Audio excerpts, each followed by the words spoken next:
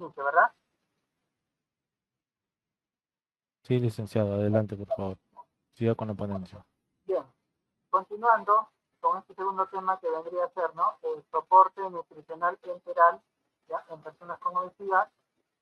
Vamos pues a ver, ¿no? Cómo es el manejo de estos pacientes, en qué casos se está indicado, ¿no? Qué tipo de fórmulas y también es importante, ¿no? El monitoreo, ¿ya? Primero, como ya les había dicho, ¿no? Actualmente no solamente estamos frente a un incremento, ¿no? En cuanto a la prevalencia de sobrepeso y obesidad, sino que también esto se ve reflejado en las unidades de hospitalización. Y uno de ellos, pues, es la unidad de cuidados intensivos, ¿no? Que es donde se lleva a cabo con mayor, digamos así, ¿no? Con mayor número, ¿no? Pacientes pues, que requieren el soporte que esperan, ¿ya? Los pacientes, pues, hospitalizados, ¿ya? Podrían llegar, ya sea por algún tipo de cirugía, por algún accidente, alguna enfermedad grave, y de hecho es complicado su manejo, ¿sí?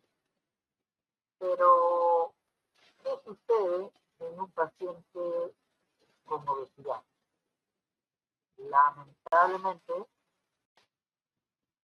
hay algunas características propias de este tipo de pacientes, ¿no? Que van a colaborar más bien con el fracaso o que van a ser más difíciles de tratamiento, ¿no? Les doy un ejemplo. Durante la pandemia, ¿sí? Yo trabajo nuevamente en la UCI y me tocó pues no vivirla y más o menos, según mi experiencia, ¿no? En la UCI del 2 de mayo, ¿no? Que es grande,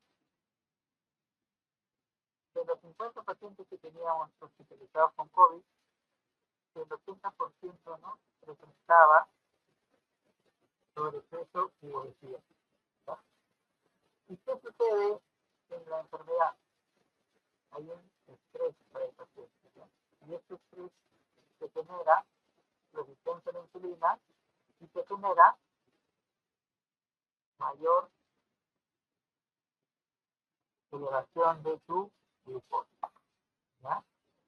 ¿Y qué sucede en el paciente obeso? El paciente obeso habíamos dicho que en sí es un paciente inflamado, claro, con un grado de inflamación de repente, ¿no? Que no suele ser tan fatal, pero estamos hablando de un grado de inflamación, ¿ya?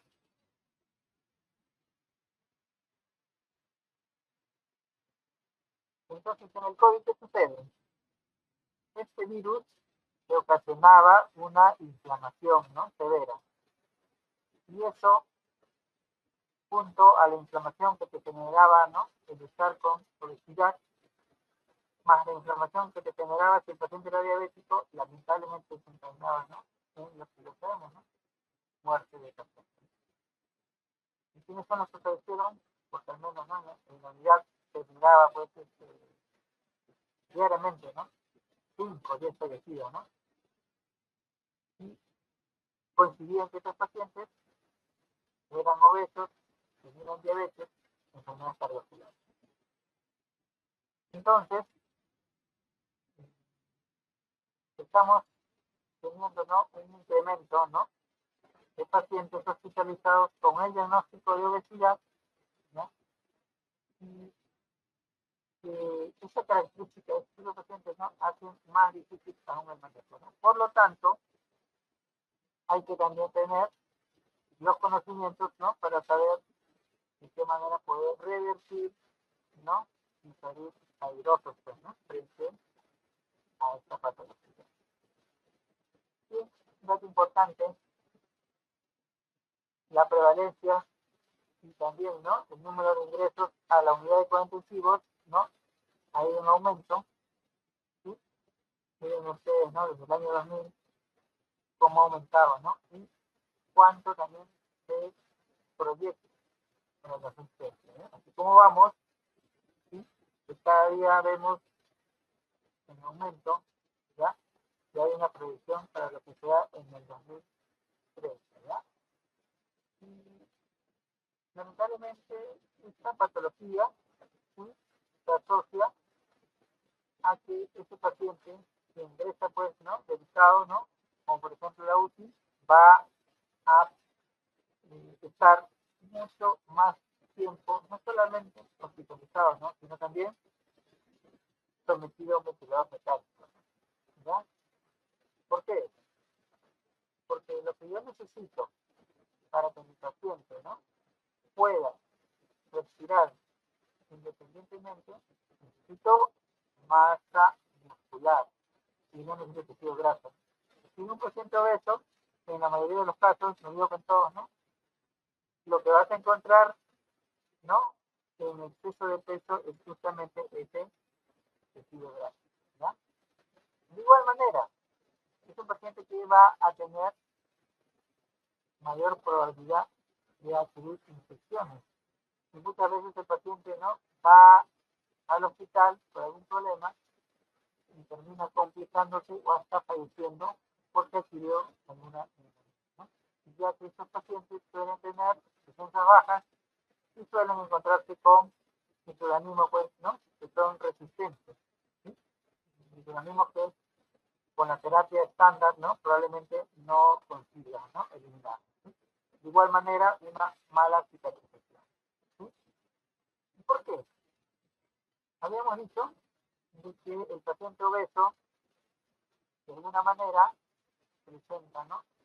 Problemas con la regulación de la glucosa, esto debido a una resistencia a la insulina, ¿no? Y también otros factores, ¿no? Pero principalmente a la resistencia a la insulina. Entonces, cuando existe un mal manejo de la glicemia, y eso se ve reflejado de igual manera en también dificultades para que se vea, por ejemplo, la cicatrización, ¿ya? Entonces, si yo tengo mi paciente que por sí tiene dificultades para la cicatrización, tiene menos tejido muscular, lo cual, ¿no? Se ve reflejado en menos defensas, y tiene menos facilidad para realizar la ventilación de forma natural. Entonces es un paciente que va a estar mucho más tiempo conectado a este ventilador, es un paciente con mayor probabilidad de infecciones, ¿no? Y que se va a complicar, ¿ya? Por lo tanto, allí tenemos pues un gran desafío en cuanto, ¿no? Al manejo, ¿no? En este caso, de nuestra parte, el soporte nutricional integral, ¿no? Que es la primera línea de acción, ¿sí? También existe el soporte parenteral, pero ya esto se va a dar a cabo, ¿no? De repente un grupo reducido, en algunos casos especiales, ¿no?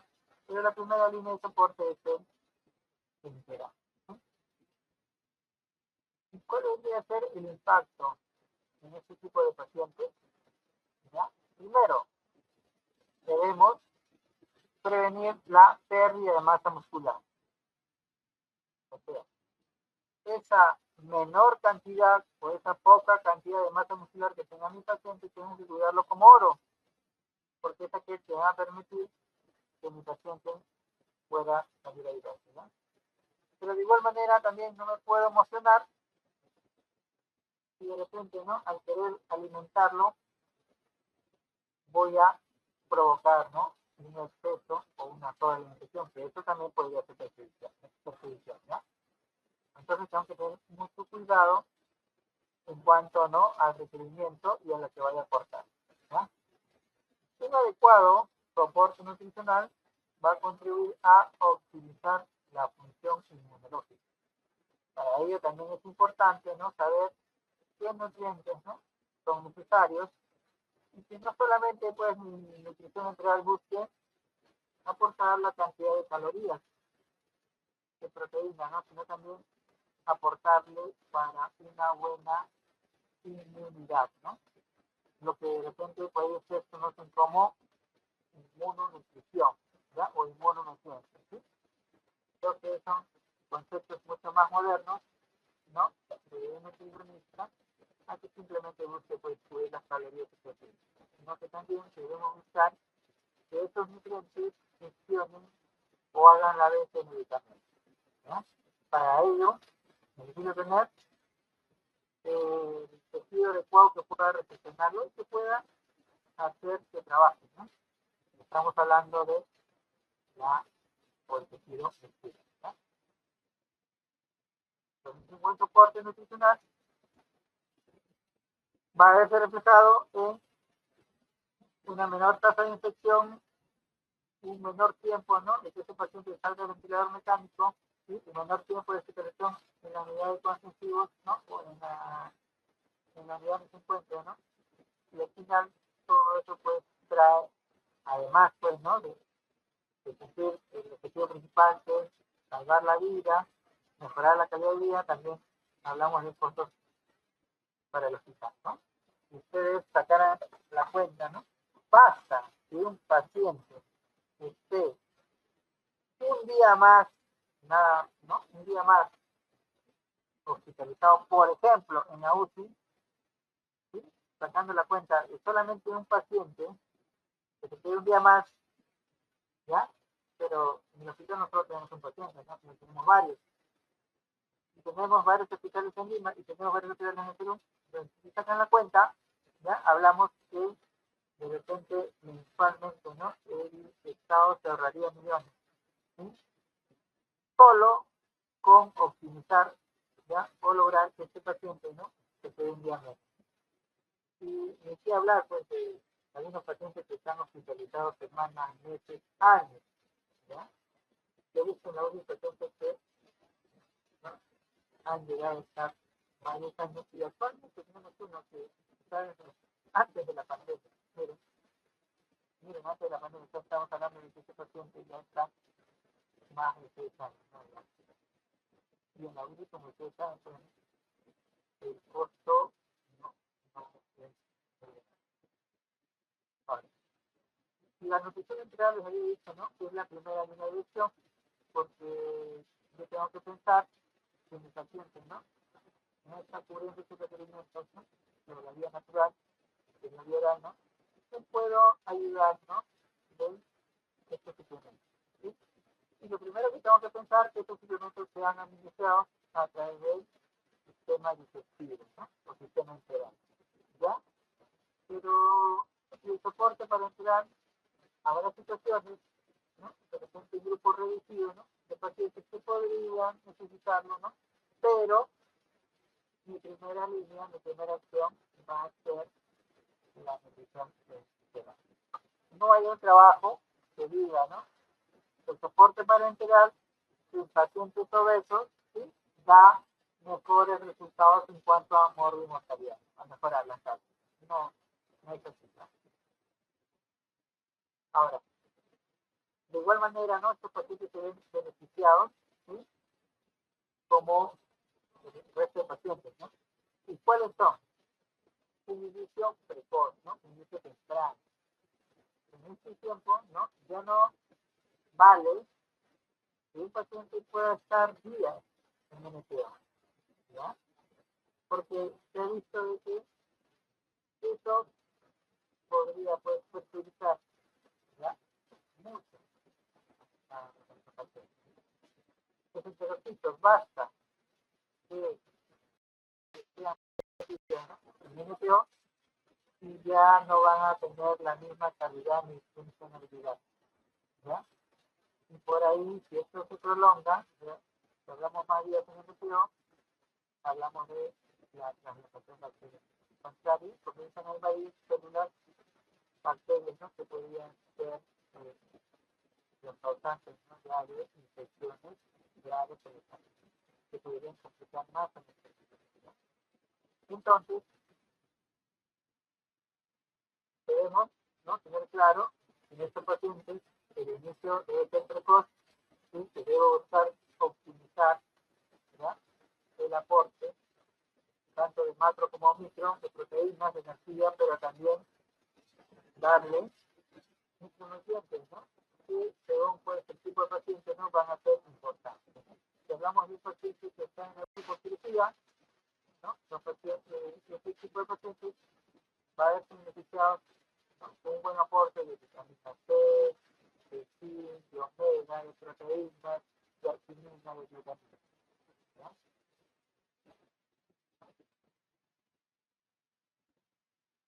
¿Y qué sucede en un paciente obeso, ¿ya? Lógicamente, ¿no? En, un, en una situación delicada, ¿no? En este caso, el paciente obeso, ¿sí?, de igual manera, o de igual manera, ¿no?, es el común de los otros pacientes, van a presentar una respuesta hipermetabólica, ¿sí? La pregunta es, si el paciente obeso está realizando, ¿no?, o ha incrementado su metabolismo, ¿cómo va a ser entonces el soporte? Como es obeso, no le doy la cantidad de calorías necesarias, hay que se la tenga, ¿sí? Porque si no, esto podría complicar más el paciente, y es lo que ahora vamos a ver. Entonces, para empezar, queda claro que el paciente obeso, al igual que el común, ¿no?, va a elevar su tasa metabólica. Y de igual manera va a elevar también el metabolismo o el catabolismo de proteínas, ¿sí? Y con ello, resistencia a la insulina, ¿ya? Como también lo presentan los otros pacientes, ¿sí? Pero creo que acá nos va a ser un poco más complicado, ¿no? ¿Sí? Si cualquier paciente, mientras más grave sea, genera un estrés, ¿ya?, metabólico, ¿sí? Imagínense en un paciente obeso o con resistencia a la insulina de por sí o con diabetes, ¿no? Estos problemas se van a ver aún mayor, se van a agravar, entonces tenemos que saber qué tipo o qué fórmula voy a utilizar, ¿no? Pero me queda claro, tiene que ser una fórmula que contrarrestre este problema de la hiperglucemia, ¿no? Y a la vez que no me genere, ¿no?, un problema secundario como por ejemplo esteatosis hepática, ¿ya? O sea, acumulación del tejido graso en el. Ahora, si me emociono y le doy a mi paciente, ¿no?, más energía de lo que necesitase, esto podría ser perjudicial. ¿Por qué? Porque me podría generar una mayor producción de CO2. ¿Y cómo grave esto?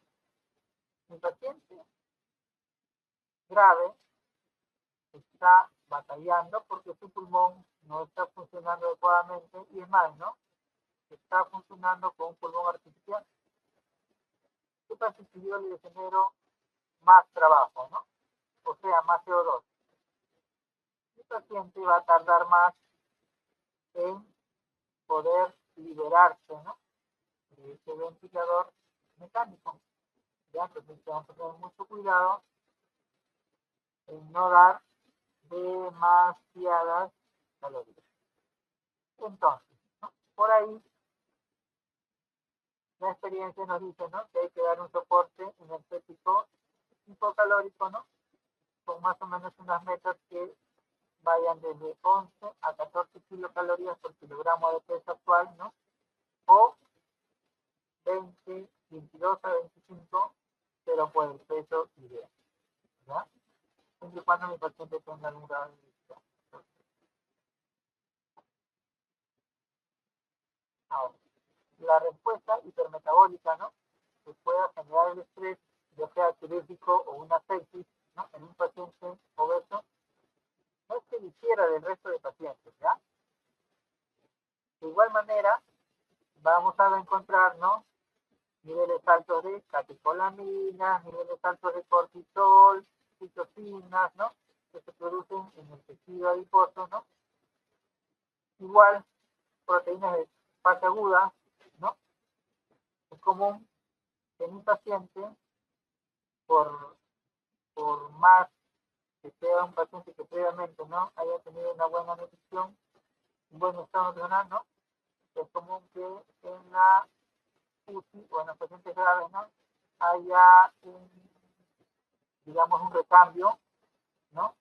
Y se deje de producir, ¿no? Albúmina y que a la vez se produzcan otras sustancias, ¿no? Propias de esa enfermedad, ¿ya? Y a la vez va a haber resistencia a la insulina, ¿sí? Entonces va a haber una alteración metabólica, ¿ya? Que va a buscar producir glucosa, ¿ya? A partir de otros componentes, ¿no? Como las grasas, las proteínas, ¿no? Por lo tanto, las proteínas disminuyen y eso quiere decir que también la masa muscular.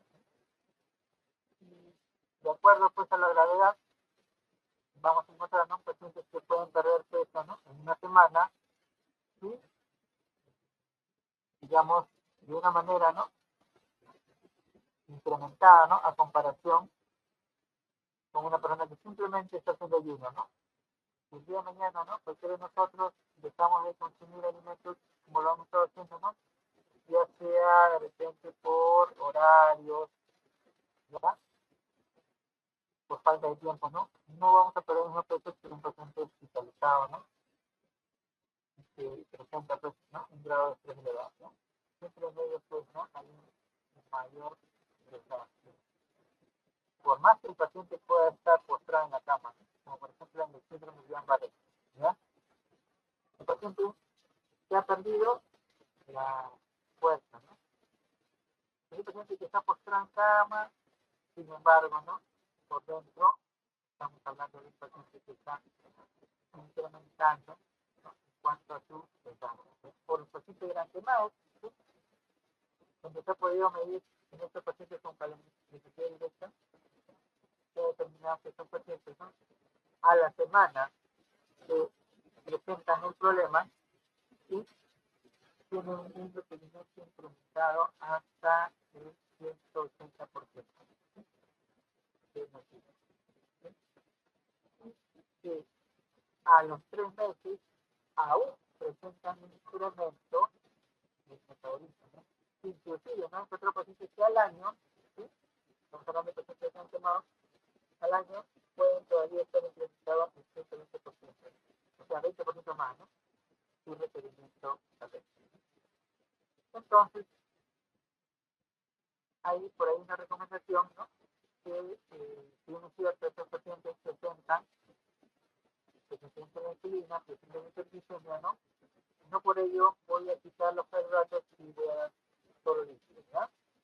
Sino que hay que saber más que todo, ¿no? La distribución, ¿ya? Y el tipo de carbohidratos que voy a utilizar, ¿sí?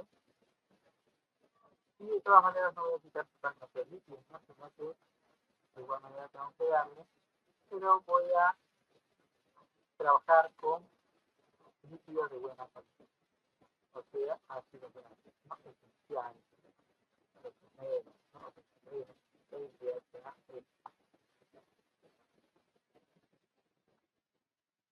Entonces, por todo lo mencionado, ¿no? Ya sabemos que el paciente obeso típico, ¿no?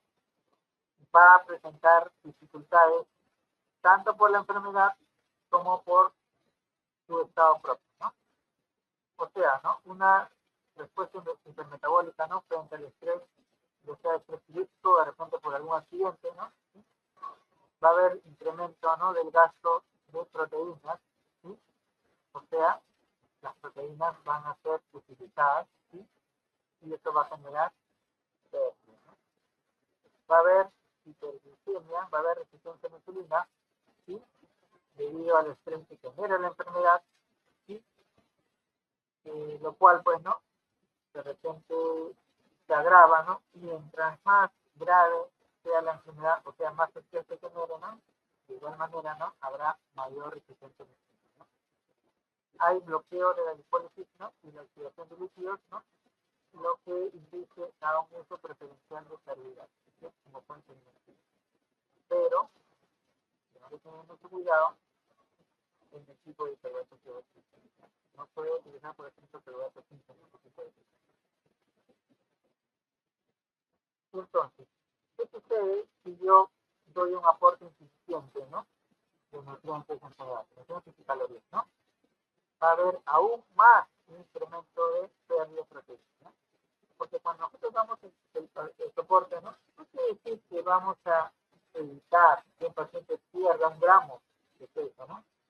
O vamos a evitar que el paciente pierda algún gramo de masa muscular, ¿no? No se puede, ¿ya? Lo que nosotros queremos es, de repente, ¿no? Disminuir o buscar que esta pérdida sea. Entonces, un aporte insuficiente, mayor pérdida de proteínas, mayor pérdida de masa muscular, ¿no? Mi inmunidad va a disminuir, ¿no? Y con ello un mayor riesgo de infección, ¿ya? ¿Cómo puedo yo querer, ¿no? combatir algún grado de infección y de repente mis linfocitos, ¿no? que se asocian con el estado inmunal, ¿no? están muy fuertes, ¿ya? De igual manera, si mi paciente luego de una cirugía, ¿no? se alimenta solo con mazamorrita, solo con calditos, ¿cómo voy a esperar que haya una buena cicatrización de vida? Si ahí no está el zinc, no está el cobre, no está la arginina, no está la vitamina, ¿ya? De igual manera, estos pacientes presentan disminución de la fuerza muscular, ¿ya? Y esto pues afecta a los músculos del sistema respiratorio. Por lo tanto, se hace más difícil que estos pacientes salgan de los cuidados intensivos. Un paciente grave puede apoyarse, puede ayudarse del ventilador mecánico, por supuesto, en un momento, ¿sí? Pero luego ya el paciente, ya que va recuperándose, ya ¿no? va a hacer uso de isótopos, pero a veces esto se retrasa. Y lo que podría, de repente, durar días, semanas, a veces se hace, pues, que se convierte en pacientes que están afectados. Por el otro lado, un aporte inadecuado, ¿no? Me emociono, le doy mucho, en el pacientes podría ocasionar dificultades respiratorias. ¿Por qué? Como sabemos, un mayor aporte calórico va a generar una mayor producción de CO2, ¿sí? Y por lo tanto ocasionar mayor trabajo a, y con ello un mayor retraso en que el paciente pueda gestionarse de la que está haciendo la función de va a haber alteración o resistencia a la insulina, ¿sí? Dentro del cuerpo. Al ver que la insulina no funciona, ¿qué hace? Comienza a generar más y más, ¿ya? Más insulina, ¿no? Y es paradójico, ¿no? La insulina no trabaja, pero se agrega más, ¿no? Y eso a la vez agrava más. No porque se genera más insulina se va a arreglar el problema, sino al contrario, ¿ya? Depósito aumentado de triglicéridos en hepatocitos, ¿no? De igual manera, aporto más calorías, sobre todo carbohidratos simples, sobre todo lípidos, ¿no? Va a generar que los hepatocitos, ¿no? Sean reemplazados o estén vecinos, ¿no? A también, pues, células grandes, ¿no? Y con ello se ve alterada la presión. Y ahí, como ustedes pueden ver en la imagen, miren la diferencia, ¿no? ¿Cómo debería ser un hígado? ¿Cómo el hígado de un recién nacido con, de repente, un hígado adulto de una persona obesa, ¿no? Con sarcopenia o con hígado.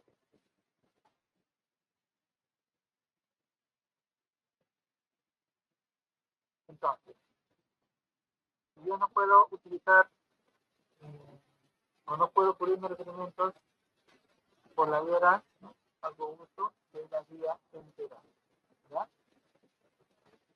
Entonces, para ello mi paciente, ¿no? va muchas veces a tener que apoyarse o alimentarse a través de una sonda, ¿sí? Y algo que deben tener en cuenta, ¿no? Que en el paciente obeso, ¿sí? Sus cardias, ¿ya? O hiato a veces, ¿no? Se encuentra, podríamos decirlo así, ¿no? Alterado, ¿ya? Y por lo tanto, ¿qué podría provocar eso? que mi sonda ya pueda moverse, ya, o no pueda conservar, ¿no?, la posición donde no la coloca para hacer esto. Y esto se puede generar en los términos de poder, ¿no?, como aspiración, por ejemplo, ¿no? Por otro lado, si tengo un paciente obeso que va a estar más de 4 semanas, dice la teoría, ¿no?, recibiendo nutrición enteral, entonces, dice la teoría, hay que realizarle una nutrición. En el Perú, a veces se hace difícil, ¿no?, hacer uso de lo que ya por teoría nosotros, ¿no?, encontramos en la universidad, en los libros, ¿no? Probablemente no evalúen otras cosas, ¿sí? Lo cierto es que en aquellos pacientes obesos que requieran, ¿no?, este tipo de procedimientos, ¿sí?, actualmente ya es recomendable, ¿no?, realizar la gastrostomía por vía percutánea, como también endoscópica y además radiológica o quirúrgica, ¿no? ¿Por qué les digo esto? Anteriormente, ¿sí?, solo se recomendaba para pacientes obesos, ¿no?, una gastrostomía por vía quirúrgica. No era recomendable realizarlo por vía percutánea, ¿no?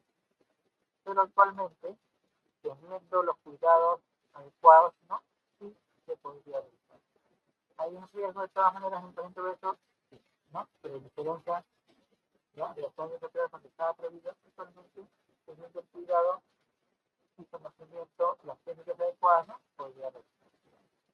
Inclusive, ¿no?, actualmente ya se habla ya de una gastrostomía endoscópica asistida por la laparoscopia, ¿ya?, que combina técnicas de cirugía como también, ¿no?, de la endoscopia, ¿no? Esta nueva técnica minimiza el riesgo de lesiones, ¿sí?, permite la identificación del control precoz de hemorragia, ¿sí?, inclusive se puede decir que en casos sencillos, ¿no?, se podría recibir solo puerto. Además, también, ¿no?, con el tema de la anestesia, se podría utilizar solo anestesia, ya no anestesia. Entonces se puede ver, ¿no?, que el hecho de que yo a un paciente puedo utilizar, ¿no?, anestesia general, para nosotros anestesia general se pide, ¿no?, mucho más tiempo, no me quedo, y mucho mayor tiempo tarda, ¿no?, en poder estar iniciar, ¿no?, a la forma, ¿no?, ¿no?, inclusive, ¿no?, se necesitaría, ¿no?, que una menor cantidad para luego eso es lo que incluye la anestesia.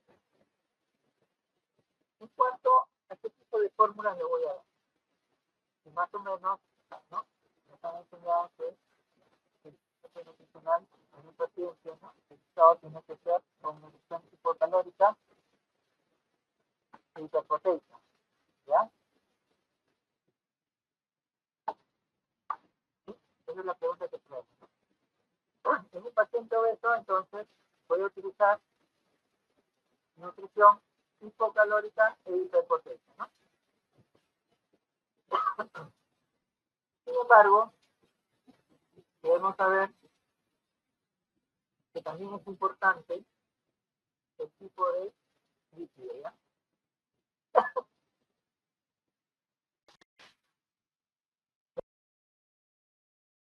El tipo de líquido va a ser importante en la fórmula. El tipo de líquido va a ser importante en la fórmula que yo pueda elegir, ¿ya? Y no solamente es buscar una fórmula que tenga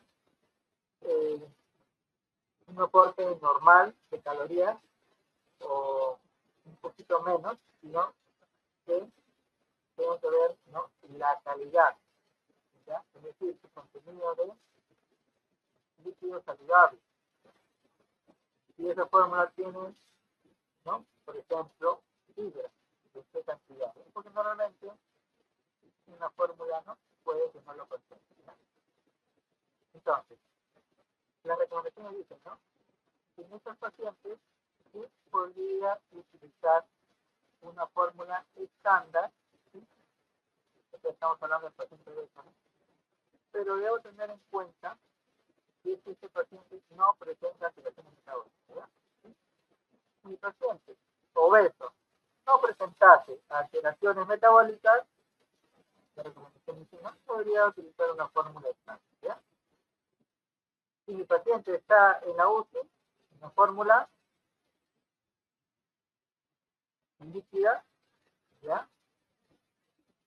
Como por ejemplo, ¿no? En el mercado tenemos la citotónica, ¿no? ¿Sí? Esa es la recomendación por pacientes críticos, ¿no? Fórmulas citotónicas en presentación de tiempo. Citotónicas porque mi paciente está delicado, ¿sí? Y a veces la molaridad, ¿no? ¿Ya? No suele ser bien tolerada por estos pacientes, ¿no? Cuando se da, ¿no? Molaridades, ¿no? Digamos, mayores, ¿no? A las que presenta el cuerpo, ¿no? En este caso la sangre.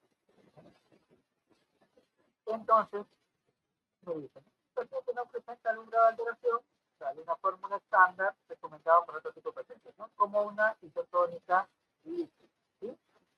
Sin embargo, creo yo que en el paciente obeso, ¿no? Hay mayor probabilidad de que así sea, ¿no? Estos pacientes presenten problemas con la regulación de la glucosa, ¿sí? Entonces, allí tenemos que buscar de repente, ¿no? Una fórmula con algunas características.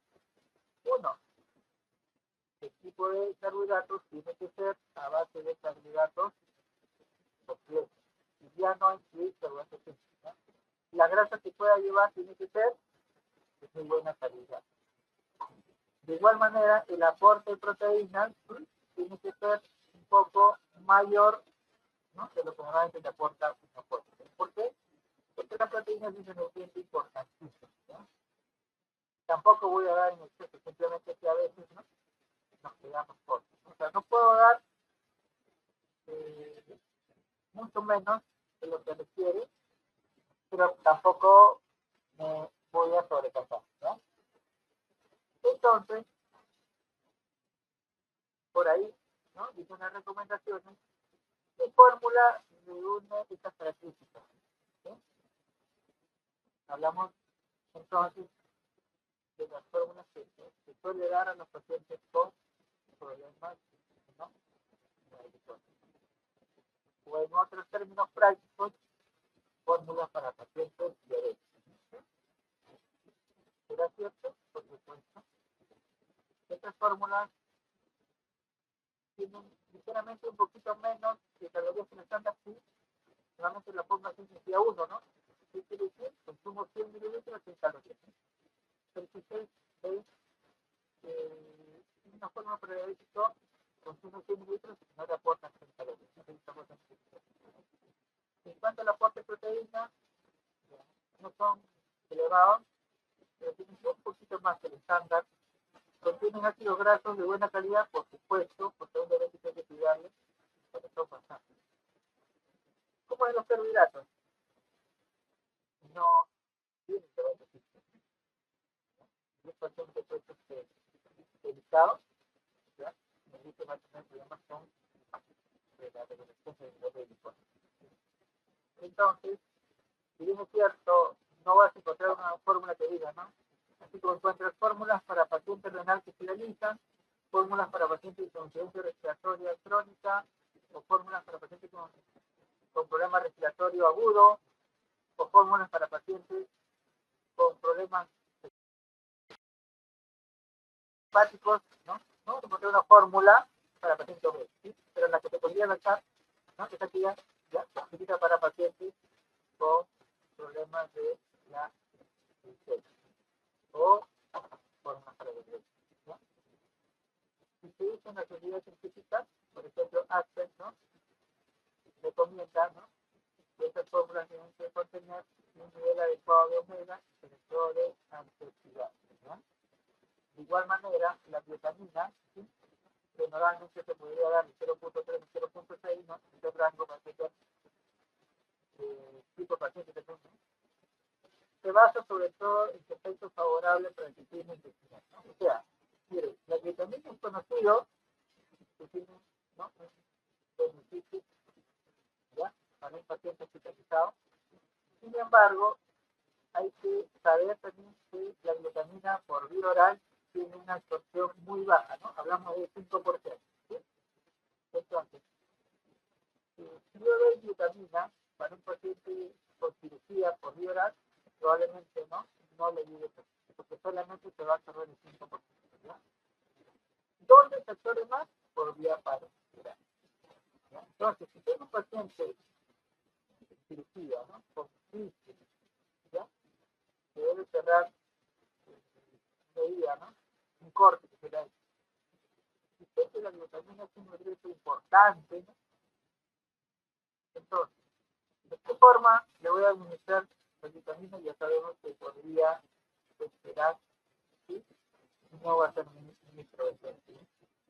Entonces, si le doy alguna fórmula que contiene vitamina, estoy dándole vano, de todas maneras va a ver beneficios del paciente, pero ¿de qué forma? No tanto porque se va a absorber y va a ir, ¿no? Y va a ayudar a esa herida, sino que esa vitamina lo que va a hacer beneficioso son para los enterocitos y por lo tanto, si yo tengo, ¿ya? Mis enterocitos en la cantidad como debería ser, eso ayuda bastante porque la primera línea de defensa es el estómago. ¿Sí? Si el estómago no lo cuido adecuadamente, aunque ustedes no crean, ¿no? Eso va a ser un poco infeccioso, ¿no? Porque a partir de ahí, ¿no? Van a invadir las bacterias, ¿no? Las que te provocan enfermedad. ¿Ya? Entonces, la vitamina se absorbe por vía enteral solo en 5%. Si quiero tener un beneficio, debe ser administrado por vía enteral. El beneficio que yo puedo obtener tanto por vía oral o vía enteral va a ser para los beneficios que también tienen exceso por paciente, pero no tanto para un tema de beneficio. De igual manera, mi paciente obeso requiere, ¿no?, evaluar la tolerancia digestiva, ¿ya? Y de acuerdo a ello vamos a aumentar, ¿ya?, la cantidad, de repente vamos a disminuir, de repente vamos a incrementar el aporte de fibra, ¿ya? De igual manera, el peso corporal, el balance hídrico, ¿no?, para ver cuánto le está faltando, ¿no?, de líquido. Prevención del síndrome de infección, pues cuando yo tengo un paciente que está muchos días en un SO, ¿sí?, y de repente yo digo, ¿no?, mi paciente ha perdido 10 kilos, ¿ya? Entonces, de eso ya ha perdido bastante masa muscular, ¿sí? Y entonces voy a dar el soporte para tratar de evitar más pérdidas, ¿no? Hago el cálculo, me sale que mi paciente requiere 1.900, mi paciente obeso, ¿no?, o hasta 2.000, ¿no? Si pongo paciente obeso, no es el exceso. Y yo quiero darle los 2.000 de primer día, o sea, el 100%. Y probablemente, ¿no?, mi paciente no tolere, entonces yo podría provocarle un problema grave, ¿ya?, al querer darle a mi paciente un requerimiento del primer día, ¿no? ¿Ya? ¿Qué sucede? En estos pacientes yo tendría que con el 25% de requerimiento, subir al 50% y finalmente, ¿no?, al tercer día 25% y al cuarto día podría ser 100%. Pero no puedo yo poder darle, ¿no?, desde el primer día al 100%. ¿No? Porque si no, la infección, ¿no?, puede provocar también eso. Entonces, en el paciente obeso, voy a verificar bastante lo que es la glicemia, ¿ya?, los electrolitos, la función renal, ¿ya?, la función hepática, ¿ya?, correcto. Este material químico va a depender del tipo de paciente que yo tengo, ¿no?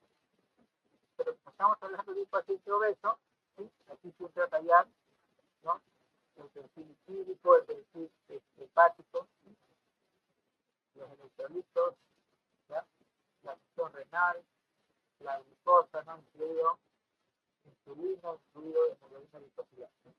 Yo creo que es un paciente completo, por lo tanto, ¿no?, el manejo también está claro.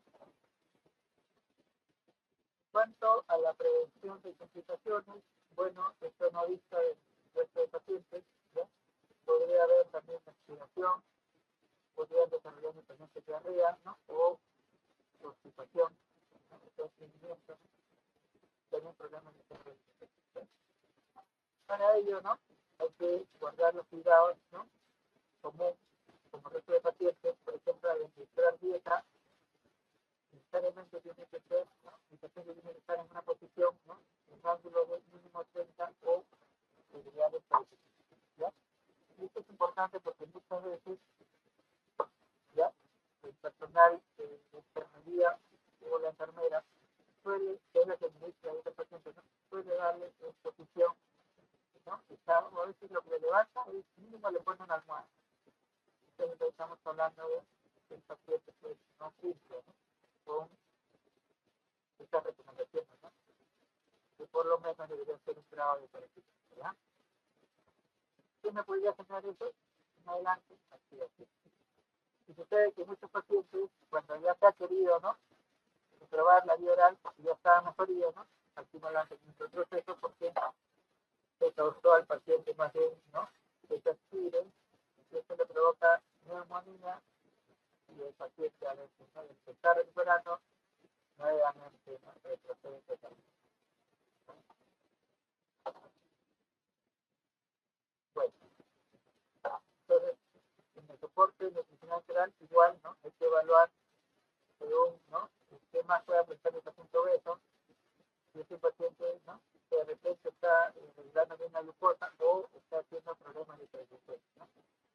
Hay que saber seleccionar la fórmula, de repente en un primer momento, ¿no? Una hipertónica líquida, pero si veo que no está regulando, utilizo una fórmula, ¿no? Y especialmente, ¿no? Para pacientes con diabetes, ¿sí? Y para ello tengo que haber calculado sus requerimientos, ¿ya? Normalmente, pues, no se suele utilizar el texto real, no se va a atender, ¿no? El tipo de fórmula que utilice, ¿no? Pero normalmente pues, se suele recomendar utilizar a estos pacientes para el cálculo de texto fórmula, ¿no? En un primer momento, probablemente, ¿no? Si el paciente está grave, yo la administro en sesión continua, ¿no? Y a medida que pase el tiempo con mi paciente ya estabiliza, ¿no? Ya le paso a la administración en corte, ¿no? No es bueno también tener la administración todo el tiempo en el paciente, ¿no? Porque lo acostumbramos mal o porque no es algo que se le ¿verdad? Y un paciente que ya recibe, ¿no? Hay que cuidar, ¿no? Un monitoreo, cómo está la glucosa, cómo están los líquidos, ¿ya? Cómo está la función renal, ¿ya? Porque de acuerdo a eso voy a representar un perfil, aporte, ¿ya? Por la vía oral. Después podría hacer los beneficios clínicos, claramente, ¿no? Está ya detallado, ¿no? Menor tasa de infección, preservar la masa magra que va a ser importante, ¿no? El control de la glicemia, menos tiempo de respiración del paciente, ¿no?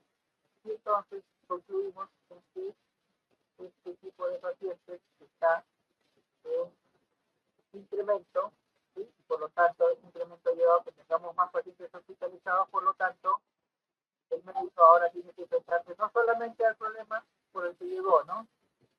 Sino también al problema que genera el propio paciente, ¿ya? Y ya lo hemos comentado, y por lo tanto, ¿no? Si no conocemos cuáles son estas alteraciones, esto va a generar un mal manejo o un manejo no tan adecuado, ¿no? Y por lo tanto, mi paciente podría, pues, ¿no? Enfermarse más, no recuperarse o en el peor de los casos, fallecer. ¿Sí? Eso sería todo. Excelente ponencia, licenciado, muy, muy interesante, la verdad. Bueno, ahora vamos a pasar con la ronda de preguntas. Por favor, si alguien que tenga alguna pregunta puede activar el micro o en todo caso escribirla por el chat, por favor.